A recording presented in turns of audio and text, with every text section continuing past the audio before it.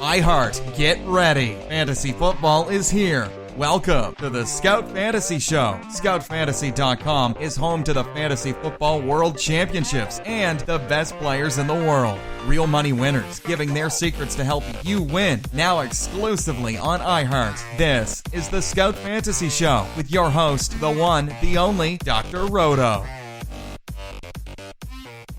Everybody, it's Dr. Roto. Get out the insurance cards, get out the copay. The office is open, my friends. Got a couple of things I want to talk about today. First, I'll talk about something in baseball, and then, of course, I'll talk a little fantasy football. We'll cover as much as we possibly can. So, first of all, I want to tell you guys a story. And I love these stories. I may even talk about it on the radio tomorrow, but you're going to get the first thing you hear. So, people talk to me about I'm in a bunch of expert leagues, and some guy wants a trade, and he wants me to give him Jake Lamb. Okay, I get it. You want Jake Lamb? No problem. He also wants Jeff Hoffman for me. And he proceeds to offer me three guys who I have practically zero interest in. I mean, literally zero interest in. I don't want to go through the guys, but I'll just say I have very little interest in them. So he sends me the offer, says, hey, what do you think? I'm like, nah, I really don't like any of these guys. And then he says, well, look, as a third-party reference, some site here does a trade chart. They have both those guys worth more the rest of the season. The trade very close overall. Do I care? Seriously, do I care? Do I wake up in this morning and say, I care what some trade chart says? So without being a jerk, I email the guy back and I write, the only trade chart I care about is the one in my head. I don't look at anybody else's trade chart. I could care less what anybody else says. Well, this website says this is fair. Yeah? And does this website win leagues like I do? Does this website have a track record like Dr. Roto? Now, I'm not saying that I'm all perfect. I'm far from it. Just ask Mrs. Roto. But I know what I like and I know what I don't like. And I don't need some chart ranking players telling me what's good value and what's not. And I say that to you. Somebody makes you an offer. You know if you like it or not. I like the visceral response. What do I mean by that? I look at the trade, I look at the offer, and I'm like, yeah, it's reasonable. Or, oh man, really? Or, does this guy think I'm an idiot? I mean, there's a lot of varieties here. Or, oh my God, I got to do this one right now. Most of the time, though, I get disgusting trade offers, as we all do. I mean, really? Do I want Carlos Santana or Carlos Gonzalez and AJ Ramos for Jake Lamb? I wouldn't trade Jake Lamb for four guys. Seriously. And what I hate about baseball guys, and I really hate this, I do. Baseball guys are always about regression to the mean. So here's what I mean by that. If they projected Jake Lamb to have 25 home runs and he has 16 now, do you know what they said? Well, he's only going to have 9 more home runs. Who said? Who said that Jake Lamb was going to have 9 more home runs? That's what you said. You know what I said? I said Jake Lamb was going to have 35. So if he has 16 now, you know what that means? I get 19 more. That's what I think. So what I want you guys to do is think about your trade value. And this happens even on Scout Fantasy in the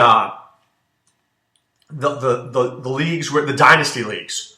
Well, I did the draft chart, the trade calendar thing. You know what I've decided? I really want to say this. I've decided I hate trading leagues. I despise them. I'm in mixed labor, and I'm telling you right now, and I know I'm not this is going to sound like sour grapes from Dr. Roto. There are some trades that have totally affected this league this year.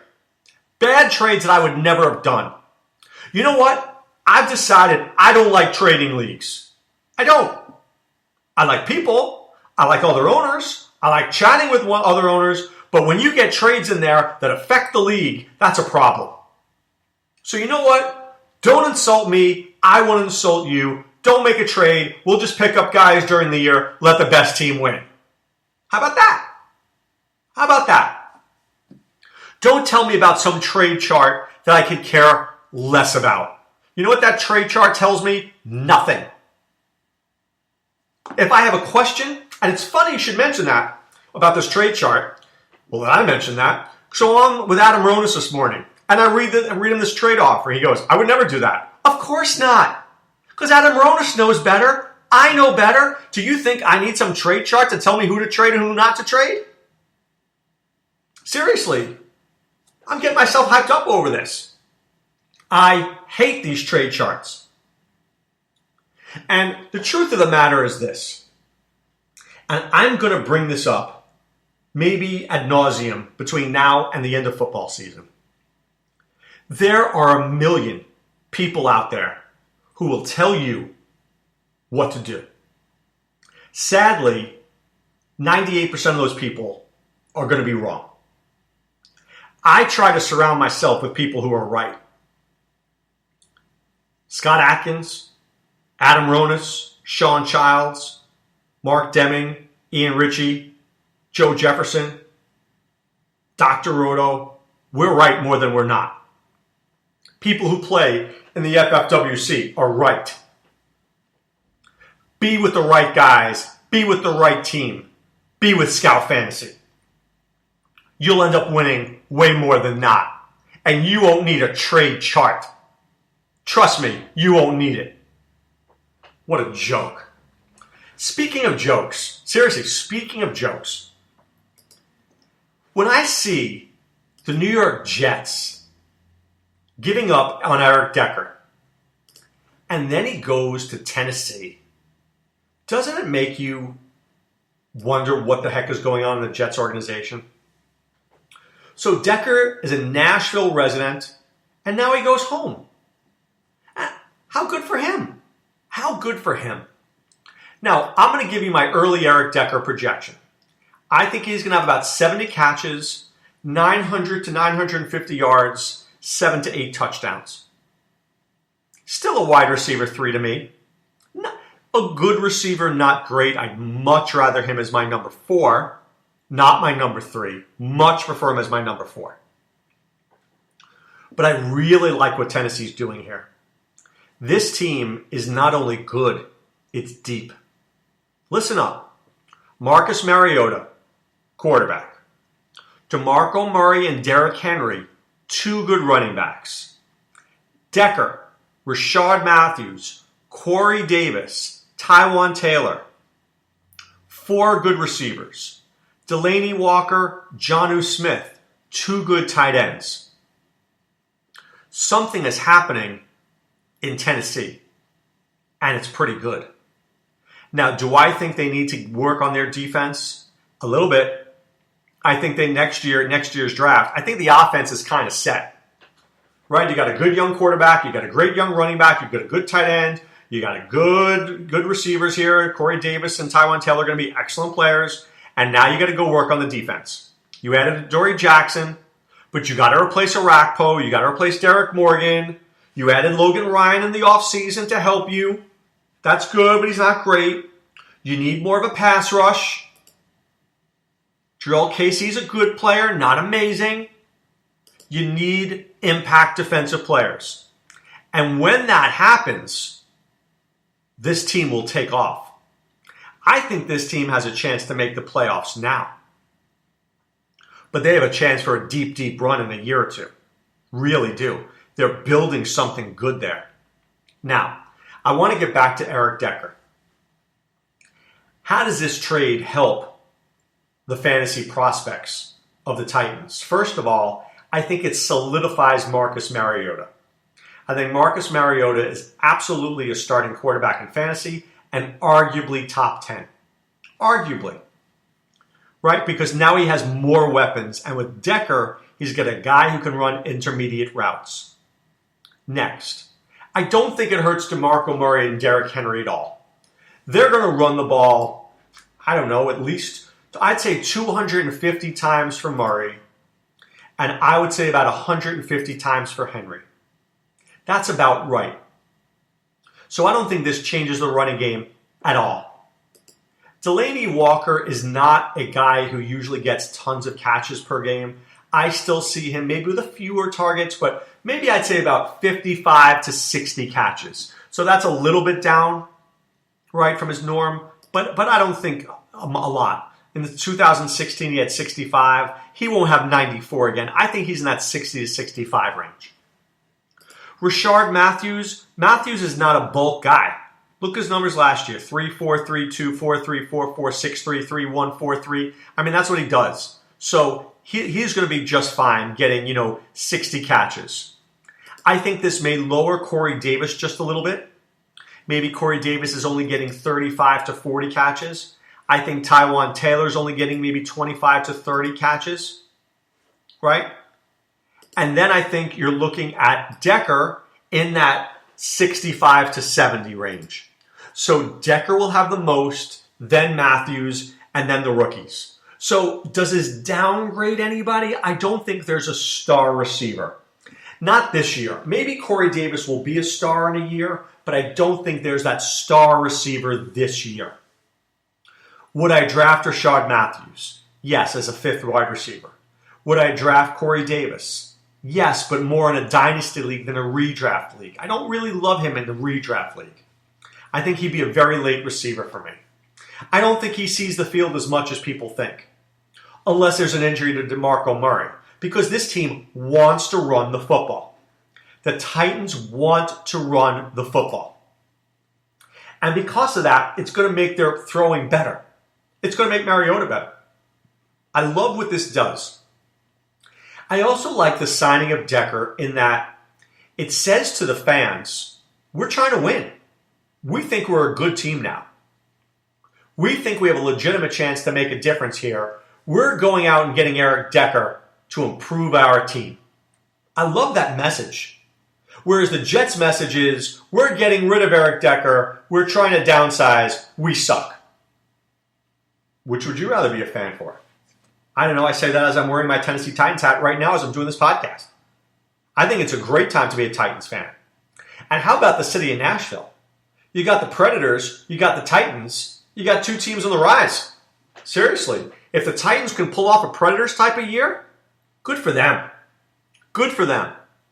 I think there's some good coaching going on here, and I really think there's some good drafting going on here. And that's what I love to see. Speaking of drafting, you know what I really like?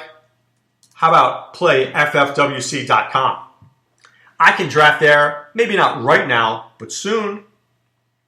How about Monday at 9 p.m.? There's a starter draft, full season, 9 spots left. 9 spots left. How about getting in there right now and starting a draft? I think that'd be great. Best payouts. Best payouts. Best customer service. No trades. Nobody's going to screw your league up except you. How cool is that? Nobody's screwing your league up except you. Do a good job, you win. Don't, you lose. It's simple. I love it. I absolutely love it. Right? And you could play at different price points. $35, $99, the online championship, or maybe, just maybe, you want to step up into the fantasy football world championships. Maybe you do. Maybe you want to step up and see if you can play with the big boys. I think that'd be pretty cool. I know I want to see you out in Vegas. You get out to Vegas. You're playing with the big boys. Because you're not going to fly out to Vegas unless you mean business. And whoever wins that, like Kimra, pretty darn good player. But we take all the information. And this is something that separates high-stakes players. And I talk about ripple effects all the time. Eric Decker gets signed. What does this mean to you? Layer 1, good for Decker. Layer 2, hurts Delanie Walker a little bit. Layer 3, hurts Corey Davis a little bit. Layer 4, doesn't really affect the running backs. Layer 5, helps solidify Marcus Mariota. I just gave you 5 layers of one move. You know who thinks that way? high stakes players do. High stakes players think that way. And I want you thinking like a high stakes player. That's how you're going to win money and be my rich friend. You're not going to play it close to the vest. You're going to take the chances that need to be taken, and you're going to actually win leagues because you're going to do the right thing. That's what I believe, that's what I trust, and that's what I want you to do. But right now it's time to put away the insurance cards, put away the copay. The office is closed, my friends. I'm excited about tomorrow. Tomorrow, my podcast, the FSTA Fantasy Football Draft tonight is in New York City. I'm going to look at that draft very closely, and discuss it, how it affects high stakes. Because you're going to see experts versus high stakes players. And there's a monumental difference. Monumental difference. And we'll go through it right here. Want to be part of what we do? Check out scoutfantasy.com. Enter the promo code ROTO, that's ROTO. You pay for 1 month, we'll get you 2 more for free. Be part of the Scout Army, and you'll be a winner. All right, guys, wishing you a great day. Be well. Take care. Thanks for listening to the Scout Fantasy Show. There's never been a better time to join the Scout Army. Visit scoutfantasy.com. Use the promo ROTO for 2 months free. And don't forget, fantasy players, please thumbs up the podcast on the iHeart app. See you next time. Go Scouts!